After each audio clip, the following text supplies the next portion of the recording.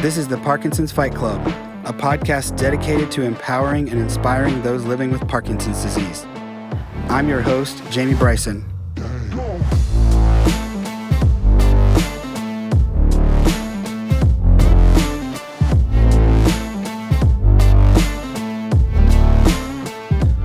Welcome to the Fight Club podcast.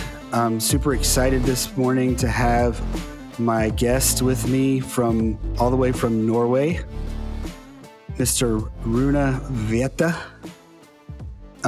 He's awesome. He's a friend of mine that I've known for a couple months now, maybe. We're excited to have him on to talk to us today to tell his story. So he is a cyclist, just like myself. And today we're going to talk about his story and talk about something very exciting that he's about to be a part of in just a couple of short months. How far away are we from that right now? Do you know? Oh, we are like 2.5 months away. Okay. So 2.5 months. So even though I haven't known you for that long, I kind of feel like I've known you for a long time. So as I said, Rune lives in Norway, in Sandefjord, Norway. Did I say that right? Almost, yeah. Sandefjord. Okay. There you go. Yeah. You said it way better than me. So he lives there with his family. He was diagnosed with Parkinson's in 2009. Yes. You were in your mid-30s, I guess. Yes, I was 34 when diagnosed, yeah. Okay. So you were actually younger than I was when you were diagnosed. And so now you're 48 and going strong. You're retired. He was a teacher and an educational therapist and a family therapist. So now he's enjoying his second career as a Parkinson's advocate, right? Something like that, yes. Yeah. So you've actually channeled all those professional skills you had into being a Rocksteady Boxing coach and a Parkinson's advocate, as I said, in Norway.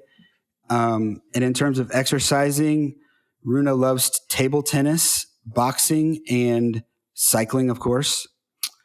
And Rune had actually deep brain stimulation surgery in 2020, so a few years ago now. Yep. Suddenly 3 years ago, yeah. Time flies. Yeah, when you're having fun, right? Yeah. Well, hey, man, I'm so glad you're on with us. I'm looking forward to our discussion today, and I think the audience is really going to get a lot out of this. So we'll start out by telling us about your Parkinson's journey. Tell us how it all started for you. Yes. Well, first of all, thank you for inviting me, Jamie, and it's really nice to be here. Absolutely. I really like your spirits and also your Facebook group and the Fight Club metaphor, or what we should call it. It's really, really good. So yeah, it's great having you a part of it. Yeah. So, and right now I'm into, I was challenged this very morning, actually. So push-up month of April. It's going to be hard. We're going to get so strong, though. Yeah. So what he's talking about is I challenged the Fight Club group this morning, or I guess it was last night, to take on a personal physical challenge for the month of April, which is Parkinson's Awareness Month. And I am going to do 100 push-ups every day for the month of April. And I guess you're going to do that with me? I got 201. Okay. Oh, okay. I like it. I love it. So, okay. We'll have to have a competition on that one then. I was thinking about doing the same as you, yes. So, okay. Yeah. That's awesome. Yes. So tell us your story, man. Sure, I will try to do that. I was diagnosed in 2009 after having recognized some symptoms for a couple of years. And when I got diagnosed, I sort of could look back into a couple of years back to see and to find some symptoms that I was not aware of then. But I had some. When I was running a bit and jogging and doing exercises like that, and then I had my foot was not my left foot was not working properly. I could hear there was a different noise from my left foot and rather than my right foot when I was jogging or running on the tarmac and so on. Interesting. Okay. Yeah, and also on my left hand, my fine motor skills there were becoming poorer and poorer. I was eating with, I tried to turn my fork. That was very difficult. Okay. I was holding a book and reading, and my fingers got sort of stuck, locked. Yeah. Yeah. So, and then I found out that I had to go to the doctor and to find out this, and that sort of was a start to quite a quick search for what it was. And I was diagnosed then in autumn 2009 at the age of 34. Yeah. So was it a pretty quick diagnosis from the doctor when they saw you, or? Yeah, he did this. He sort of found out in my wrist. Yeah. And did you do that thing? Yeah, and also he was feeling in my wrist. The tic tac. What you call it in English? It's sort of dystonia, maybe. No, it's just rigidity. Oh, rigidity. Yeah. Okay. It doesn't go Couldn't smooth get it at to all. work.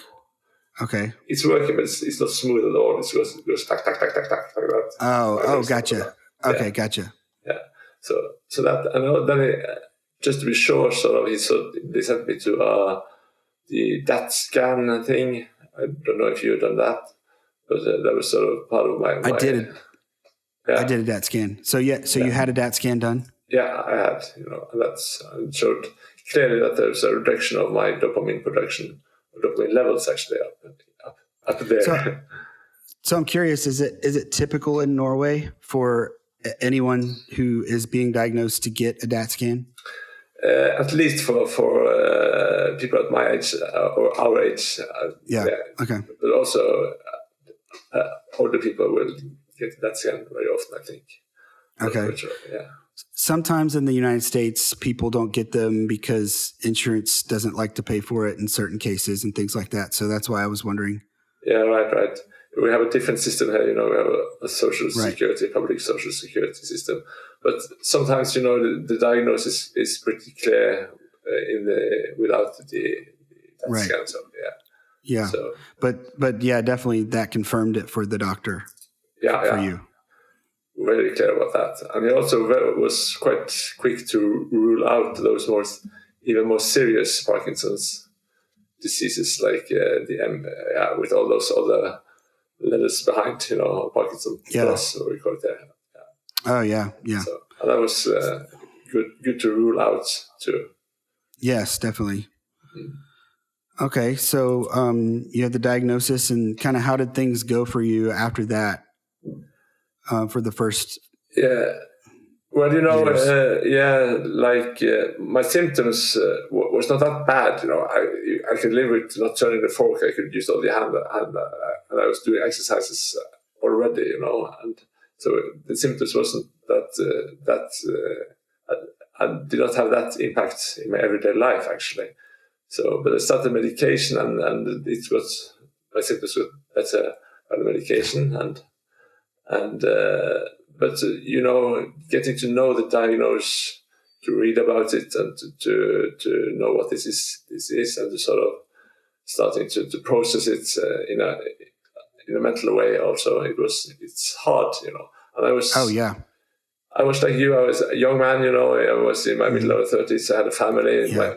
I have two boys. That was at that point of time. They were 1 and 3 years old when I was diagnosed. Wow. Yeah, that's very young. Yeah. Yeah, and they sort of couldn't recognize anything then, But my biggest concern then was how my role as a father would be in the future. Yeah. When I was at that age, I'm looking forward 14 years ahead. I was really worried. How will I be as a father when I'm 48 years of age and my boys are 15 and 17? Like they are now. So would you say that at 48 you're doing better than maybe you thought you would be at that time? Yeah, sure. With the diagnosis, I was really scared that I would work at all. My function would be so bad that I couldn't do anything with my boys at all. So, but now, right now, this is April, and I'm just challenged to do 100 push-ups a day for the April, and I just challenged my boys to do the same. Oh yeah, yeah. So at least my youngest and his friend is on. That's a great idea. Actually, I need to get my kids in on it too, huh? Yeah, I should. So, I love that because I went through that too, where you're right after you're diagnosed, you're just, you don't know what's going to happen, and it's really scary, but seeing where you are now is really awesome, and knowing what you're about to do here in a couple months. Would you have ever imagined that you would cycle across Europe right after your diagnosis? No, I wouldn't. No, not at all. That was, if I knew that, then I would really just relax. That this is going to be fine. And it's been a good journey as well. For these years, even with the diagnosis. But we have to also be honest that it's not a joke. This Parkinson disease, it's serious stuff. Yeah. So, but still, we got to fight, and we are in there, and we're going to be in there. We will not back down very easy at all. Yeah, it's you're a testament to what happens when you fight back. Yeah. So, but this journey you're talking about, that we are going to cycle to the World Parkinson Congress in Barcelona. So I'm going to be a part of the Bike to Barcelona from Brighton to the World Parkinson Congress there in June. And that's going to be a great challenge, actually, and it's going to be great fun. Great fun too. Yeah. Yeah. So just backing up a little bit, what was you mentioned that you exercised some before you had Parkinson's. What was your exercising regimen like before Parkinson's? And then what was it like? How did that change after you got the diagnosis? Yeah, I was thinking about that. It's been a while, so I actually don't quite remember the detail of my everyday regime. But I've sort of always been a sportsman and doing exercise from when I was a youth. I've been playing handball, as we call it here. It's a great board game and so on. And I also studying at the University of Sports and Physical Education for many years. And so sport and exercise has been a part of my life all the time, actually. So, and I was pretty fit and in good shape before the diagnosis, and sort of kept that going just also afterwards, So, but and I kind of sometimes, in our community, Parkinson community here in Norway and around, many people that get diagnosed, they haven't been exercising before, and then that's good, and that's diagnosed sort of is a big change for them, and then they have the development, after not exercising at all. So some of them are in better shape after 2 years into the diagnosis than they ever been in their life, And so I kind of envy them in a way, to have the opportunity to develop, but because I couldn't get better in all the things I've done before. I could never be a better handball player or a EP fencer than I was prior to diagnosis, But there's then this boxing came into my life as well, and that's after the diagnosis. Yeah. Okay. Yeah. Tell me about that. Yeah, tell me how you got into that. Yeah, the Rocksteady Boxing sort of movement or wave or family, or what we should call it, has been a big part and a great part of my life after that diagnosis. And it took a couple of years before I met some of my good friends in the community here in Norway. But like in 2013 and around there, a couple of younger people, YOPDs, came together in Oslo, and we met and we wanted to exercise together. And we sort of we played some football or soccer, whatever you call it over there. Yeah. And we also wanted to do some boxing for some reason, Okay. And I've always been fascinated by boxing and so on. And then in 2013, two of I was not there, but two of the other guys went to Montreal for the World Parkinson Congress there. Yeah. And there they met these people from Rocksteady Boxing. And Okay. yeah, and got really fascinated by this exercise form and regime, because it's a lot of boxing, but it's also adapted to Parkinson's. And Right. yeah, and the Rocksteady Boxing coaches, they know a lot about Parkinson's as well, And then they came back, and we got sort of really engaged in this thing, and I connected with the Norwegian Boxing Association, and we sort of started a project there to get this over to Norway, because this was all US based from Indianapolis. It's all started, yeah. Yeah. But they had already then they had some trainer education, so you could be certified in this Rocksteady Boxing method then, as a coach. But you have to fly over to Indianapolis to get certified. And so you did that. Yeah, well, yeah, I did that too. But I sort of started a project where we got some fundings to do this, and we got in connection with the best boxing club in Norway, in Oslo Boxing Club, and the coaches there. So first we sort of just started by ourselves with the coaches there to do some what we call Parkinson boxing. And then in 2016 we flew over to Indianapolis, me, myself, and some other with Parkinson's, and two coaches from Oslo Boxing Club, and also two healthcare personnel from a rehabilitation institution in Oslo. And we all got certified as coaches there, and we also then went to the World Parkinson Congress in Portland. That was in 2016. So the same journey. That was good. Yeah. And then we flew back, and then we sort of started the Rocksteady Boxing in Oslo as an affiliate from there. I was living in Oslo at that time. Right. And then we applied for more fundings from a foundation here in Norway. And we got some money to start a national project to spread this boxing and the Rocksteady Boxing around in Norway. And we started to do some training camps in Norway too, where we, in collaboration with the office and the organization in Indianapolis, the Rocksteady Boxing there. So we sort of now we have 7 affiliates in Norway, around in Norway. That's awesome. It is. So it's a lot of people with Parkinson's in Norway that do boxing and Rocksteady Boxing as a part of the everyday or weekly exercise, actually. That's really cool. And so you're teaching classes. How many days a week are you doing that now?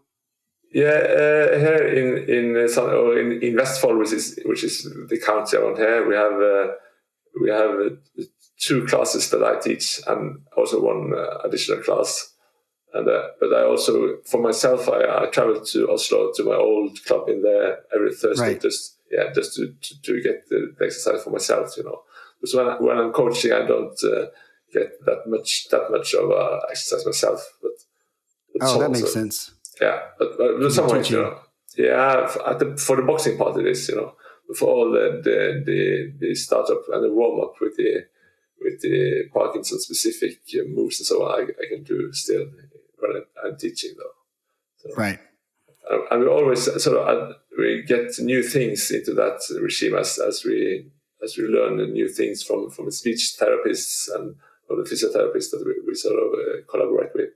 So it's a really good thing, and it's a really Parkinson specific exercise that is fun, and it's a great thing to do.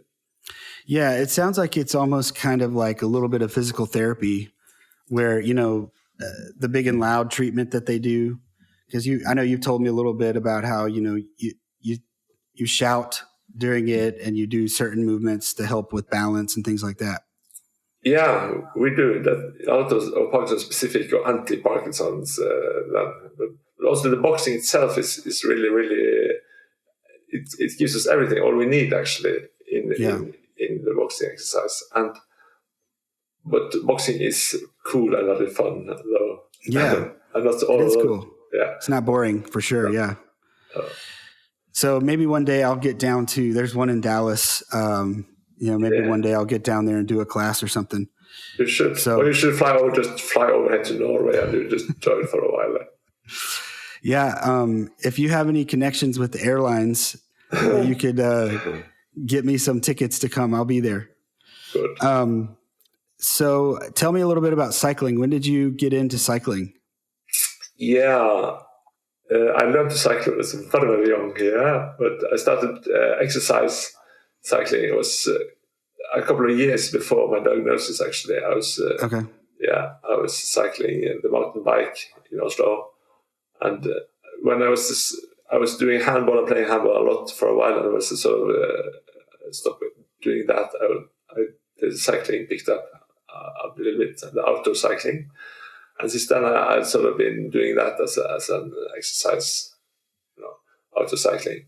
And also, I switched a little bit more to road bike. That was a couple of years into my diagnosis, actually. I bought my road bike. Yeah, so that's cool. Yeah, and we had a project there as well, to do some rides on the road bike with people with Parkinson's. So, here in Norway, we have one huge race that's called.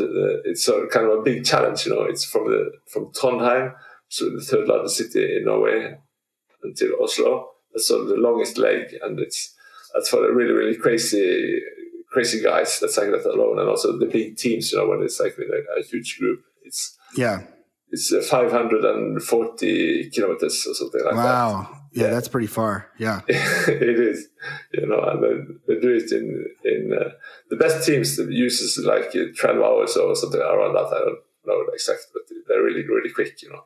But there are shorter legs too. And we did one from a couple of years there. We had a team with people with Parkinson's and friends that we were doing the leg from Lillehammer, where the Olympics were in 1994. Yeah. Okay. The leg there and to Oslo that followed the same route as the other ones, which is 191 k's, and that's pretty far. Yeah. Yeah, but it's pretty fast though, and so that's okay. And it was really, really good fun and a great project to sort of exercise to and have as a goal for the year, during the winter time, do some spinning and so on. So, but I also have to mention that in 2015,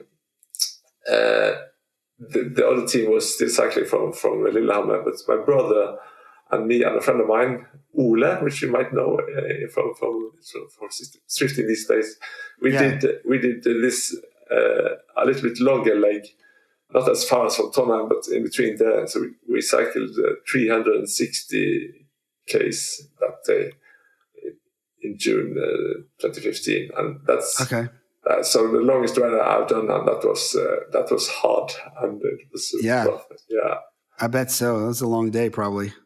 It was, and almost a long night. Yeah, we used that.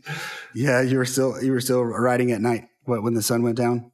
Yeah, we crossed the finish line just about over midnight or something like that. Wow! Yeah, starting early morning. So how many cyclists with Parkinson's were involved in that project? That just the riding outside and stuff. Yeah, well, this was in my Oslo. We were like 7 or 8 people with Parkinson's altogether there, and we also brought some relatives and guests and friends into the team. So we were sort of a team cycling from Lillehammer then in those years. And we also collaborated with some cyclists in Denmark. Sort of have a cross country, cross sectional thing that as well. So cycling is good fun, but it's also can be challenging with the balance for some after a while. So I think we've talked about that. You can ride outside still, right? But you have to be a little bit careful, I think is what you told me. Yeah, I can, but when turning my head and looking back, I need to sort of plan that.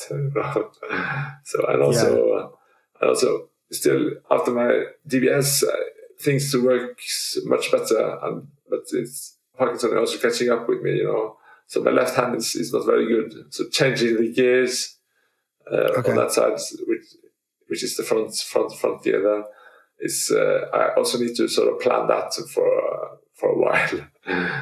Okay. So all those things, Okay, so cool. Yeah, but that's why it's good to have family and friends around, And my brother is joining us for the ride to Barcelona as well. So, yeah. So let's go ahead and talk about that. So we mentioned it. You mentioned it.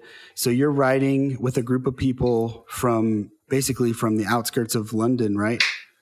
Yeah, actually, it's from Brighton in southern UK. Oh, okay. Yeah, but we are 3 or 4 Norwegians that are going to join the group. We are three people with Parkinson there, and my brother.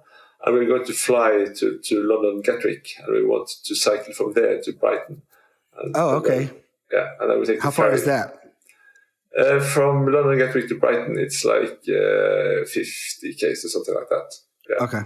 But there's a hill there that's sort of famous. They tell us, so we are looking forward to that. Okay. Okay, so you're going to get it going early then. Yeah, early on the 16th of June, we fly to Gatwick on the 15th, and we still go take a night at the hotel there, and then we start early because we are meeting the rest of the team in Brighton, and we start all together from there in the afternoon or early afternoon to New Haven, which is sort of a 15 km or 10 km or something from Brighton, and then we take the ferry over to Dieppe in France. Okay. Yes, and start from there the next day. So basically, how many days? It's 2 weeks approximately. How many days is it going to be that you're going to be riding? Yeah, it's going to be 16 days, and with one rest day in between there. Yes. Okay. 16 days exactly. So you're basically going to ride across France. A few weeks before the Tour de France comes. So you're like the opening act, right, for the tour? Yeah, something like that. We call it, actually, we have the name Tour de Parkinson's bike to Barcelona. Yeah. It's awesome. And so you mentioned that there's some other Norwegians. There's other people on the team, like there's some Canadians, some Brits. True. It's an international team there from the UK team, we sort of call us, because there are also other teams. I have to mention that. There's a team in Spain that's going to cycle to Barcelona, and there's also a team from Italy that's going to bike to Barcelona. Okay, cool. Yeah, but in the UK team, we are sort of a truly international team. There's some UK-based people there, both with Parkinson's and not, and we have 4 us are Norwegians, and there's one from Australia that's going to fly all the way to UK to cycle to Barcelona, and there are some from Canada as well. Are there any Americans on that team, or are there some on the other team? No. Okay. I think they are from Canada. Yeah. I'm not quite sure about that. Yeah. So, I was kind of hoping that I would be the American on the team, but maybe next time. Maybe next time, right? Yeah. So how many people on the team? I know some people on the team don't have Parkinson's, but how many do you know off the top of your head? How many on the UK team have Parkinson's? Yeah, that I know. We are 9 people with Parkinson's. Okay. Yeah. Awesome. So there's 9 people with Parkinson's that are going to ride their bikes. How many total kilometers? 1,600 kilometers approximately. Yeah. Wow, that's great. So that's like 600 something miles, I think, total. We have some American audience, so I have to talk to the American audience a little bit. All right. Yeah. We're breaking rule number 24, so sorry about that. Yeah. And there's some rules also about rule breaking in the rules. That's okay. But 1,600 Ks, that's about 1,000 miles, I think. Actually, yeah. Oh, okay. Wow. Yeah, I'll have to do the math at some point. So that's exciting. So I think you said it's going to be like maybe 70 to 100 Ks per day, something like that. Yeah, well, the average is 100, a little bit over 100 Ks, I think. Okay. Yeah. So, and we're going to, on the 2nd of July, we sort of hope to arrive in Barcelona. We will arrive in Barcelona on the 2nd of July. There's going to be a welcoming party there. Yeah, that's going to be awesome. Yeah, all the riders, both from UK and from Italy, and also the local from Spain around. And then, so you guys are going to be getting there just in time for the start of the Parkinson World Congress there in Barcelona. Yeah. Yes, that's true. That's our goal. So that's really cool. I don't know if there's a lot of people out there that know that people with Parkinson's could even do something like that. Do you have, how do you feel about that? Are you nervous? Do you feel like it's going to be really hard? How are you feeling here 2 months out? Yeah, I think it's going to be hard, definitely. Mm-hmm. I've been riding 100 Ks before, and longer than that, but not like 15 or 16 days after each other or in a row. So in the day 4, day 5, or day 3, maybe I think I'm going to be really feeling that this is a challenge for real, at least. But I'm really looking forward to that. I think I have the capacity to make it and do it. And I've been doing a lot of exercise so far, and I've been using Swift as a tool for this. And that's a really great tool, at least during winter time, to be inside and to cycle there or spin. Yes. Yeah. So that's actually how we met, right? True. We met through the Zwift. Yes, indeed. Parkinson's group. Yep. So it's, go ahead. It's just a great thing, both to get to know you and to meet new friends like this, and that's sort of really a powerful thing.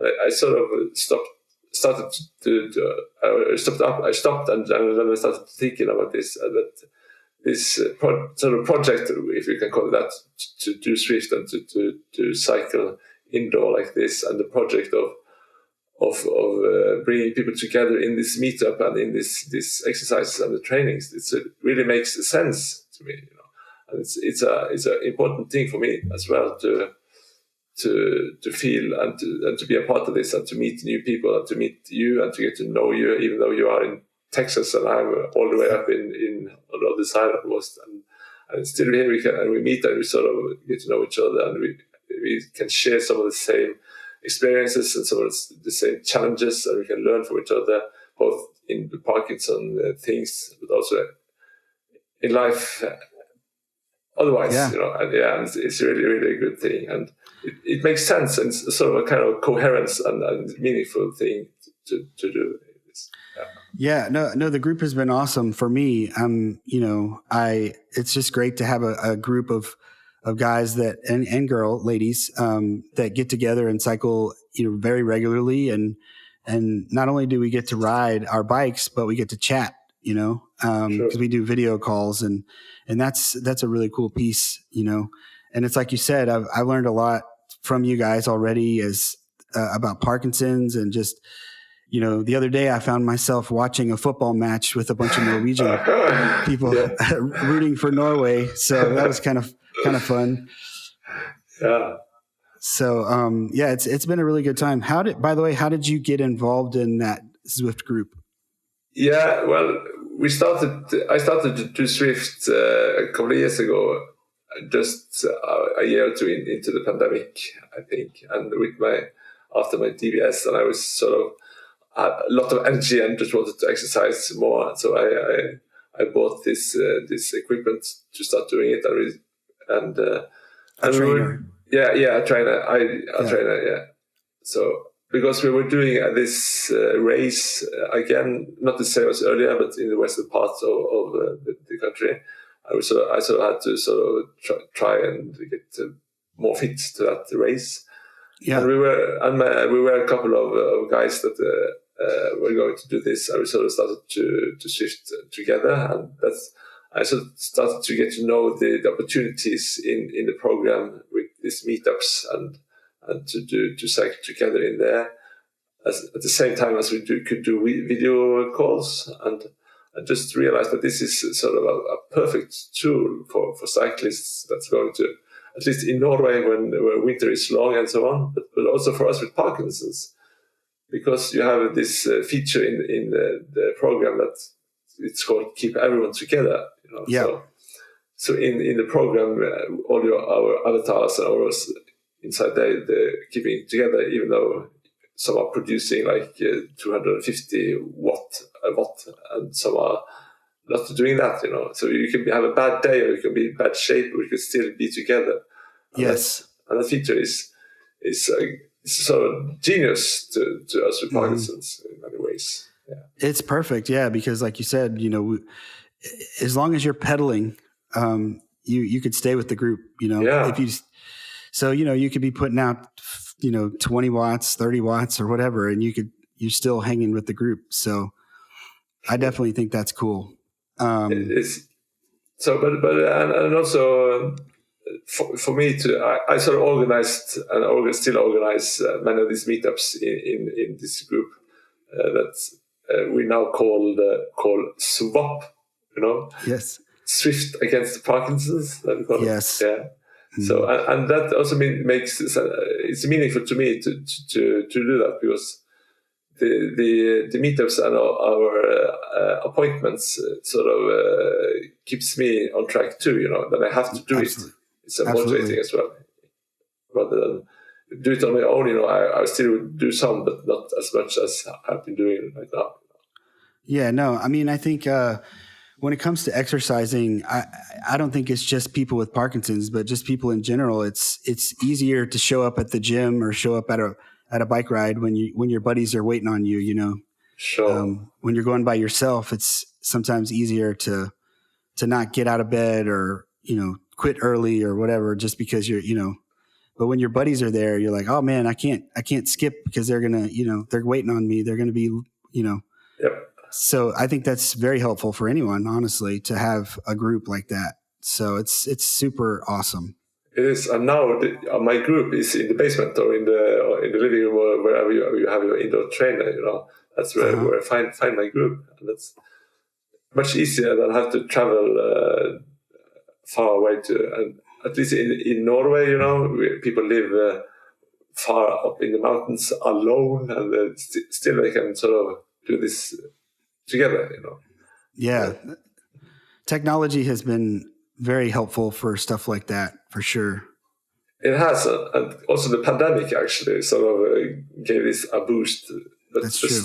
There's still a lot of people that are not aware of this opportunity, kind of, and it's also sort of you need a indoor trainer, and it's sort of some technical issues before you sort of can get started and get into this. So that's why we also started this group. And we also started this cycling club that we call SWAP, Swift Against Parkinson. Yeah.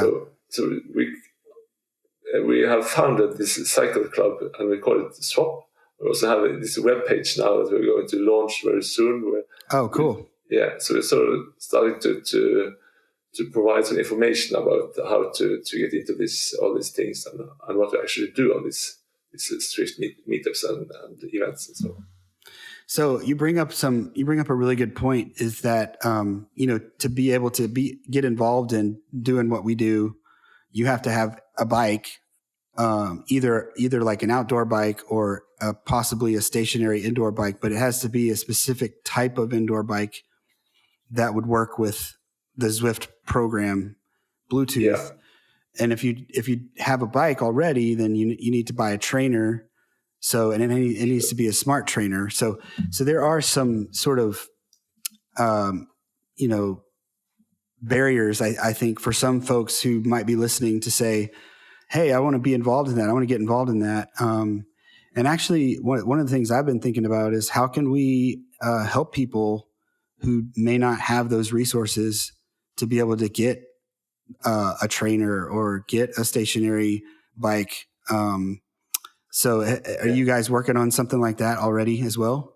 Yeah, we're sort of trying to figure out that, because this kind of really, one of the barriers is sort of economical thing, it's going to be a bit expensive, but there are also sort of pretty cheap solutions there that also works all right, The very cheapest are not that easy to do, but there are possibilities there as well, to just do it a pretty cheap way.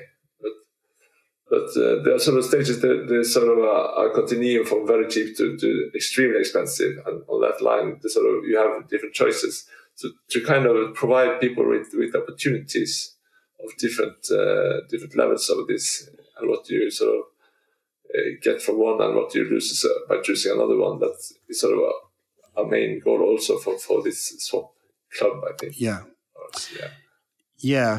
I should mention that there's another group that's called PEGS, which is Parkinson's Exercise Group for Zwift, and there actually is a Facebook group that you can get into. I don't know, does ZWAP have a Facebook group yet? No, we don't have that yet, because we sort of much of the same people in PEGS and in ZWAP. There's a lot of overlap, which I found out, But that's good. That's cool, So if you find the PEGS on Facebook, you find SWAP too. And if you just find SWAP, you will find PEGS as well. So if anybody's out there and they're trying to find us, look at one of those places and you'll find us. So speaking of, I'm curious, do you feel like cycling is a really, really good thing for you and your symptoms? Or would you say it's the best thing for you? Or what would you say about how well cycling helps you with your Parkinson's symptoms? Oh, it helps me a lot, but I don't think I would sort of compare it up with like boxing and so on, but my combination of doing boxing or Rocksteady Boxing, and cycling is the best for me, actually, because with the cycling, I get this really, really good exercise for my cardio and this aerobic endurance exercise. And with boxing, I also get all the other aspects of this, and with some push-ups too, it's going to be perfect. I think that what you say makes a lot of sense, because like the boxing classes are really getting you working on your hand-eye coordination, your balance, and moving in space, right? Like you're using your arms, right? Which with cycling, you're kind of sitting there. You don't move a whole lot, so it's not really helping you with some of those things that you do get addressed with the boxing. But like you said, with cycling, you're doing long. Sometimes, like we did a 3-hour ride, a couple weekends ago. And I think you did another 3-hour ride this past weekend with the group. And that's a long time, right? To be exercising. But I really think that is super important for me personally, to be spending a lot of time on the bike. Cause I do notice for myself, I do notice a lot of difference in terms of a reduction of my tremors when I do that. Right. Yeah. And also, because I don't have that much tremor, actually. I never had this rigidity and bradykinesia, how you call it in English. But yes, and the cycling helps me too, but sometimes it takes a lot of time. I have to cycle like many Ks or an hour or something like that, and then it sort of kicks in. It sort of feels, whoa! Suddenly I'm getting tired, but my symptoms are getting better. That's interesting. Yeah. Wow. So I hear a lot of the Parkinson cyclists talking about this, actually, that after 30, 40 days, some time, you sort of get more relief from your symptoms than you did in the start, even though you are sort of more tired, kind of. Yeah. No, that makes a lot of sense. And you and I have talked already about some research that's out there that talks about how good cycling is for you as a person with Parkinson's. And I think that particular study compared cycling with yoga, right? Yeah, or at least you're thinking of the Park in Shape study, I think, from the Netherlands or Holland, and I think they sort of compared the aerobic exercise To with stretching. to stretching, Yeah. But they were doing indoor cycling for 45 minutes 3 times a week, I think, and compare that with a group that was doing stretching, or I don't know if it was yoga or it was just stretching, but Yeah. and they did all of these tests in front. There was sort of a RCT study, and they found really significant differences between that group who were doing sort of calm, easy stretching exercises to those doing aerobic exercises, like on a indoor bike, with the Right. trainer. Yeah. And that was sort of kind of evidence, also, they took pictures of the brain, scanned the brains of these, and Right. they found differences in the development. The people the group that was doing cycling, they had less loss of their neural cells in the brain and so on. So Cool. it is, and it's important, to finally to get some gold standard research and science of this topic. Yeah.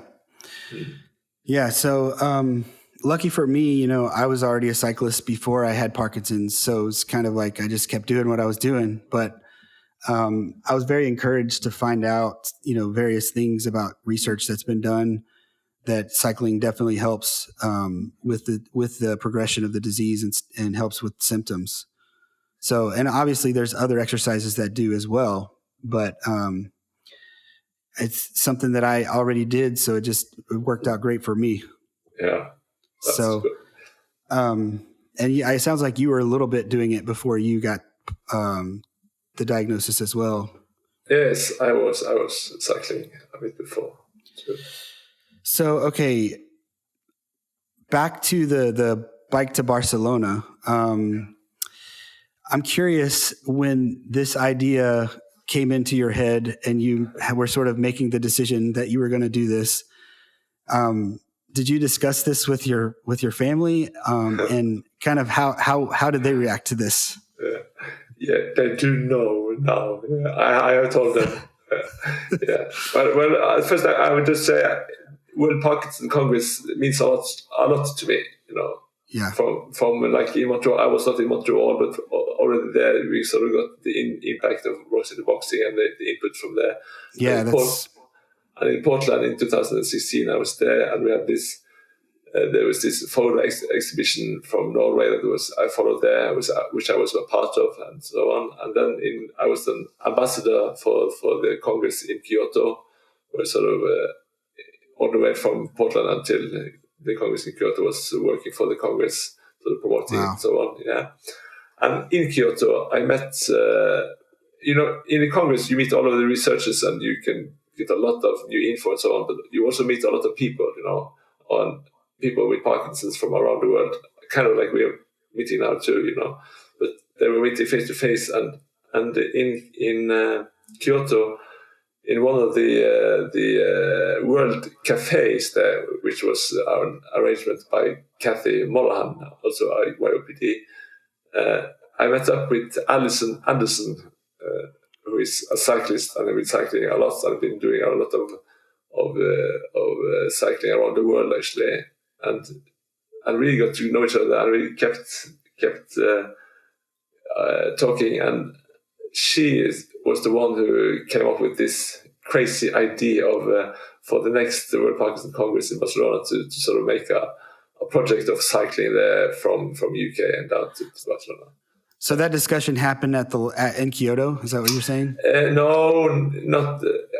We sort of got to know each other in Kyoto, and she told me that she was a cyclist, and then we kept in touch, and we sort of messaged, and she presented me for this idea and wondering if that could be something. And I said it's just perfect crazy, It's not too crazy, and it's not something easy to achieve. It's a perfect challenge, kind of. Yeah. Yeah. So, and we have been collaborating about this, but Alison is I just call her Queen Alison because she's in charge of this, and she's doing a lot of great work in arranging this UK team and to Barcelona. And you were asking about my family. Yes, I was I had to mention it to my family that I wanted to do this, and they have been really supportive all the time during my time with my diagnosis, and all these projects I sort of start and do, and also this they sort of worry a little bit, are you sure? And but when I said and we speak about it, and they support me, and they are happy for me when I can do some challenges like this. Oh, I'm sure. Yeah, I'm sure they're going to be super proud of you, because I know you're going to do awesome and you're going to do great. Oh, so thank you. Yeah, but I'm sure the initial conversation was kind of like, you want to do what? Something like that. So, yeah. So do you personally think this is going to be the hardest thing you've ever done? No, it's hard to compare these things, but as I said, I don't know how hard it's going to be, doing this that many days after each other, but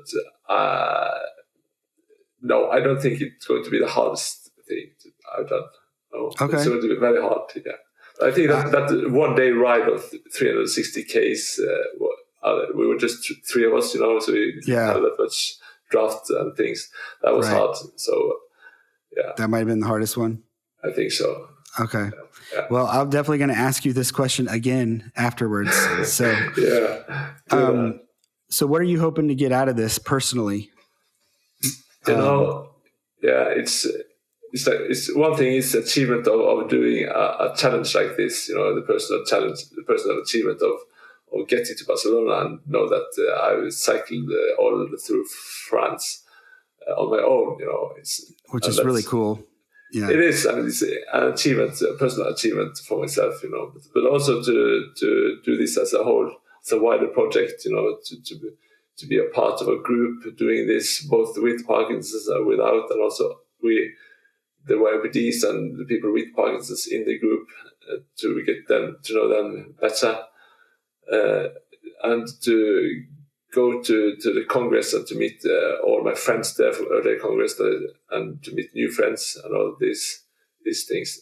And so in a challenge like this, and in a physical activity like cycling for days like this, we're sort of really going to get to know each other good. Yeah. And I'm really looking forward to that, to sort of get to know the rest of the group more. Yeah. You bring up something that I'm only sort of starting to comprehend as someone who's had the disease for a couple of years, and that is, for the first time, I think maybe even recently, I said to my wife and one of my friends that Parkinson's may be one of the best things that's ever happened to me. And it's crazy because Parkinson's sucks. It's not a good disease to get, but I've developed relationships and met people that I never would have met otherwise. And so I do value that. So I totally get what you're saying. That's very valuable. Yeah, it is. For myself, I won't say that Parkinson's is a good thing that happened to me. I would never say that, I think. But I understand what you're saying. And the point is that it's sort of with the mindset that I think you show me, and I try to have myself, you sort of use this thing that happens to us in a positive way, that we fight back, and we use this to develop new relationships and to meet new people, and to make this, turn this around to be an opportunity, maybe, so. And but I don't think Parkinson's is a good thing to get for anyone, actually. So, and it's not a good disease. No, it's not a good disease for anyone to have. I wouldn't wish it on anyone. Nope. But I do appreciate the fact that it has given me some things, like I wouldn't be talking to you right now, stuff like that, that I wouldn't want to change, I would want to change. If I could change it, I wouldn't want to have Parkinson's, but I wouldn't want to give up the relationships that, that I've gained from it and the things that I've learned personally. So that's just kind of how.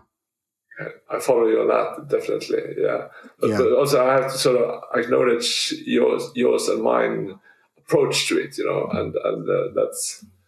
that's not, it doesn't come by itself, you sort of had to work that mindset too during these years with the disease, and also to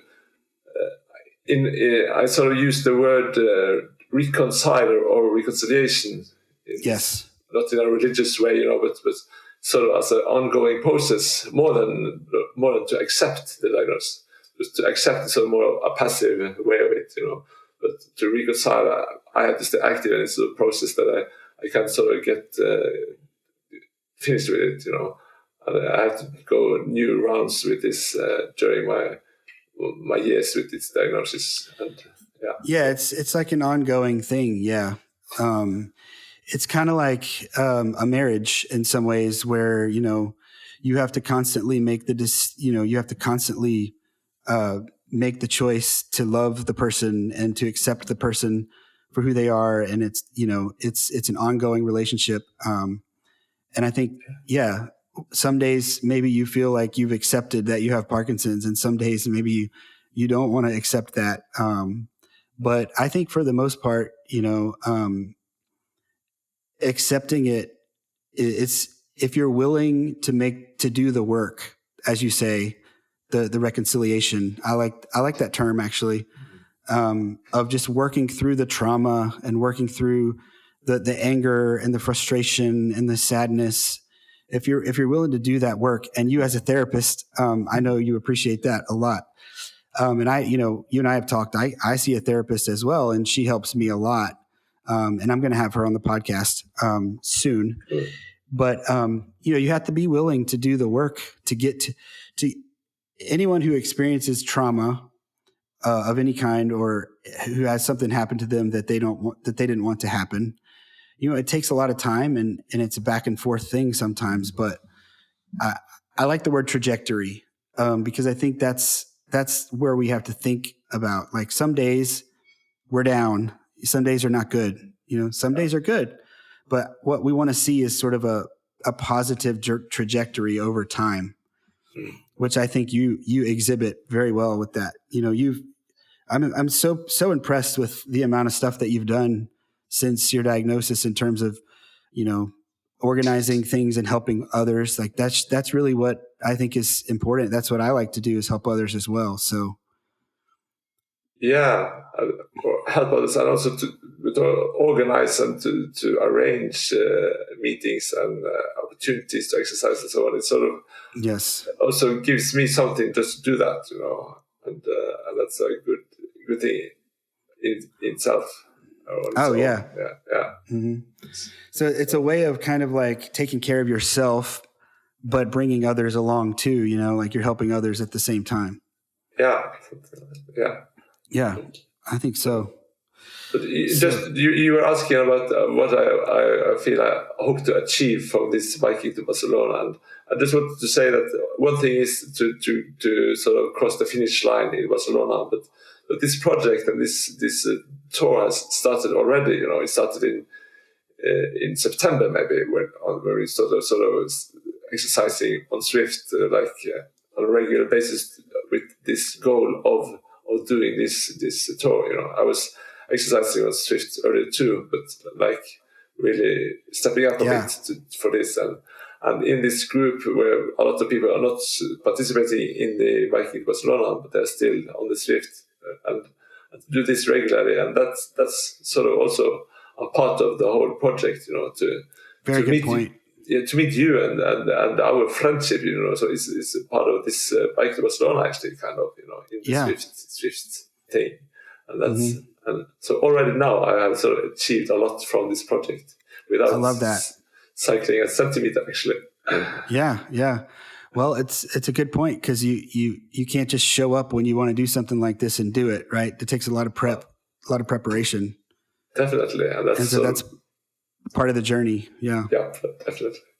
That's awesome. So I know that the purpose behind doing the Tour de Parkinson's is to raise awareness for Parkinson's.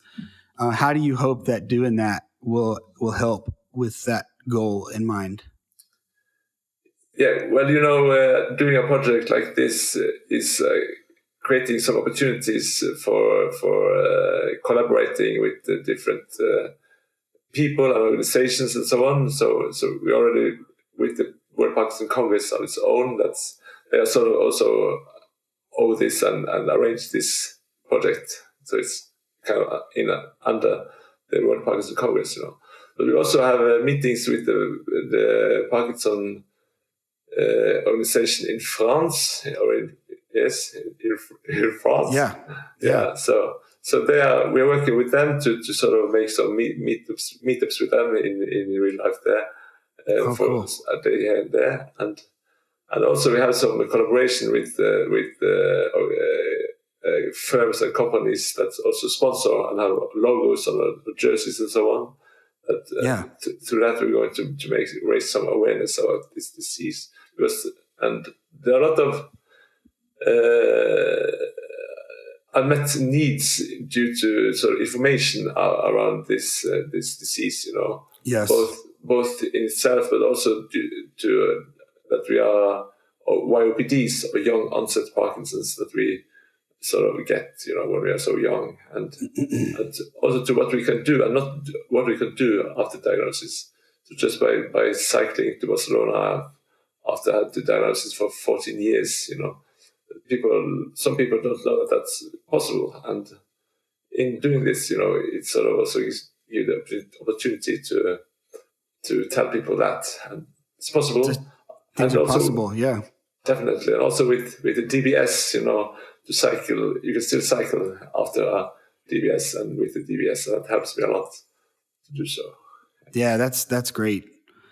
It's really great. I'm sure that you guys are going to inspire a lot of folks, not just people with Parkinson's, but probably lots of other people who may be struggling with some kind of chronic illness, to see a bunch of people do something like that. I know I'm personally already inspired. So I appreciate you guys doing that. I wish I could join you, but like I said, maybe next time. Yeah. So is there anything that the audience can do to support this? They can log into the World Parkinson Congress webpage and to follow this. We have our own spot there on the webpage. Yeah, to follow our ride, and we are putting out some blogs there, and we're also going to share some videos and photos from our exercising and training until this. And also when we start our ride, we're going to share this in social media and follow our ride.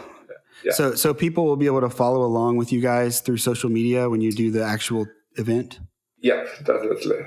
Is there going to be a spot that they need to go to in particular, or is that forthcoming? Or if they follow, not sure. If they follow the World Parkinson Congress, they will definitely be aware of where to follow us. Okay. Yeah. So they should. I know the World Parkinson Congress has Instagram, Facebook. Yeah, I think they have all of those. Twitter. Now. Yeah. Even TikTok, I think. Okay. So everyone should follow them for sure, and that'll probably help them. They'll see what's going on through that. Yeah. And if they know people with Parkinson's that sort of cycle or Swift or whatever, get in touch with me personally. They can do that too, or yourself, to join us on Swift. How would, if somebody wanted to reach out to you, how would they do that? I am on Facebook. Okay. Yeah. Is that the best way? Okay. Yeah, on Messenger, they find not that many with my name on Messenger, so they can reach out there. Yeah. And also the swap webpage that sort of is on going to be created these days. Okay. Yeah. Share that link with me whenever you guys have it, and then I could post it as well. Yep. Thanks. So awesome. So do you have any idea? I'm going to let you go because I know we're about to have a ride here in a little while. Yeah, so we have to go change clothes, get ready to sweat. Yeah. So what's next for you, do you think, after Barcelona? Do you have any plans yet? First thing after Barcelona, I'm going to be with my family. Yes. And we're going to have a holiday here first, and we're going to travel a little bit. and to be with them, because I'm going to be Yes. away from them for 3.5 weeks with this cycling project and the Congress itself. So It's a long time, right? It is. So that's sort of the first thing. And then we'll see with this swap group, we have to make some plans for more cycling. So maybe we'll come to US or Texas or something and cycle along. Yeah. We're gonna do a tour across the United States. Oh, wow. Yeah. I'm game. Let's do it. That would be something. That would be cool. Yeah. I think we should make that happen. We'll see. I mean, especially if they're doing the Congress here next time. That would be awesome. Ooh. Yeah. We'll see. So, hey, I really enjoyed the conversation, and I think it's going to be great for the audience to hear, and hopefully they'll be inspired. And we are definitely going to follow the journey as it continues all the way to Barcelona, and I'll be giving updates on my socials, and I think we're going to do another podcast episode as well at some point afterwards, just to talk about it and have you guys on. You, maybe the other Rune, and whoever else we want, and hopefully maybe I could be there with you guys when you finish. So we'll see about that. That would be something. Yes, I'm hoping we can make that happen. So it would be great. Thanks. So it was a pleasure, and I guess I'll see you in about 50 minutes. So, a couple of minutes, yes. Okay. All right. Well, thanks again for coming on. Thank you for having me, and thank you for the invitation.